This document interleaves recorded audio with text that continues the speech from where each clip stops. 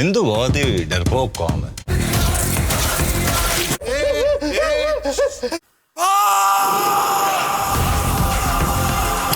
গতকালকে চলে এসেছে ধুরন্ধর দ্য রিভেঞ্জের অফিসিয়াল আগুন ট্রেলার। চলুন আগুনে ঝাঁপ দিয়ে দেখা যাক এই ট্রেলার কতটুকু জ্বালাতে পেরেছে, কেমন ছিল এই ট্রেলার।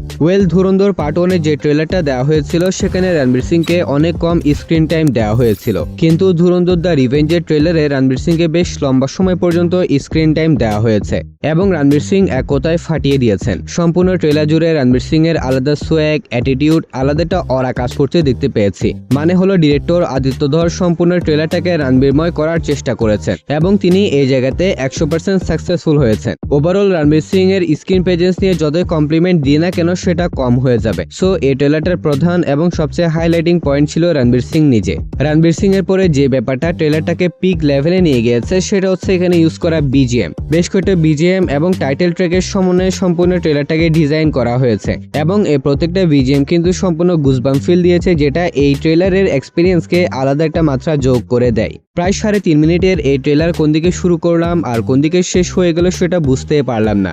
আর এটার জন্য ডিরেক্টর আদিত্য ধরের আইডিয়াকে স্যালিউট, ওনার ক্রিয়েটিভিটি আসলেই জোস।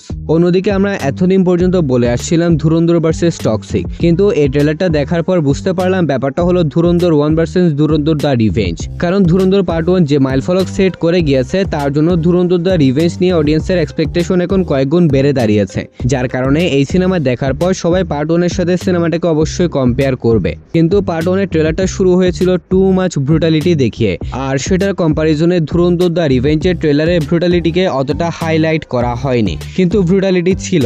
এক জায়গাতে রণবীর সিং তো একজনকে মাথা থেতলে দিয়েছে, ঠিক যেমনটা রেহমান ডেকের প্রথম ট্রেলারটার মধ্যে করেছিল।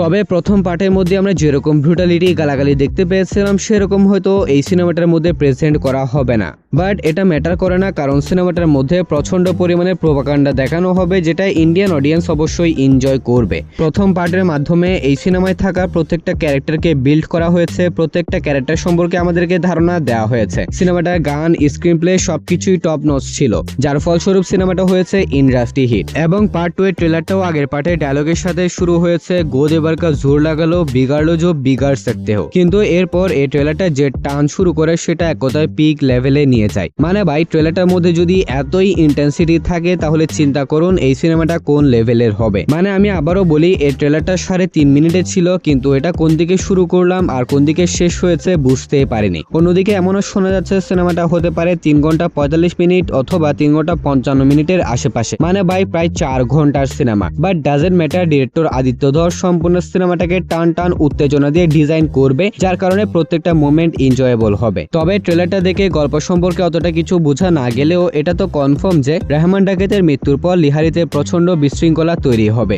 এবং রেহমান ডাকাতের জায়গা নিয়ে নেবে রণবীর সিং অর্থাৎ হামজা। তবে এখানে একটা কথা বলে রাখি, প্রথম পার্টে যেরকম রেহমান ডাকাতকে ফোকাস করা হয়েছিল সেম ভাবে সেকেন্ড পার্টে হামজাকে ফোকাস করা হবে, যেমন ট্রেলারটার মধ্যেও করা হয়েছে আর কি। সম্পূর্ণ সিনেমাটার মধ্যে হামজার ব্যাক স্টোরি, ট্রেনিং এবং কিভাবে হামজা হয়ে লিহারিতে ঢুকেছে এবং সে কিভাবে ইন্ডিয়ার হয়ে পাকিস্তান থেকে বদলা নিবে, রেহমান ডাকাতের গদিতে বসে সে কি কি আকাম করবে, এই সমস্ত কিছুই সিনেমাটার মূল কনসেপ্ট বা মূল পয়েন্ট হবে। অন্যদিকে সঞ্জয় দত্ত সে সম্ভবত রেহমান ডাকাতের সাথে যারা সঙ্গবাঙ্গ ছিল সবাইকে মেরে সাফ করে দিবে। বাট আগের পার্টে অক্ষয় খান্নার কারণে অর্জুন রামপালের পারফরমেন্স অনেকটা ধামাচাপা পড়ে গিয়েছিল, কিন্তু তিনি কোনো অংশে কম ছিলেন না। মেজর ইকবাল এই সিনেমার অন্যতম pure evil type character. Dhurandhar the রিভেঞ্জে মেজর ইকবালকে একদম প্রাইম ফোর্সে রাখা হয়েছে, আর সিনেমাটার মধ্যে তিনি হয়ে উঠবেন পুরো গল্পের most dangerous character. Ranveer Singh এবং অর্জুন রামপাল অর্থাৎ মেজর ইকবালের ফেস অফ সিনেমাটার মধ্যে আইকনিক এক্সপেরিয়েন্স হয়ে থাকবে অডিয়েন্সের জন্য। সাথে আর মাধবন পার্ট 1 এ তাকে অনেকটা আন্ডাররেটেড রাখা হয়েছিল, তেমন একটা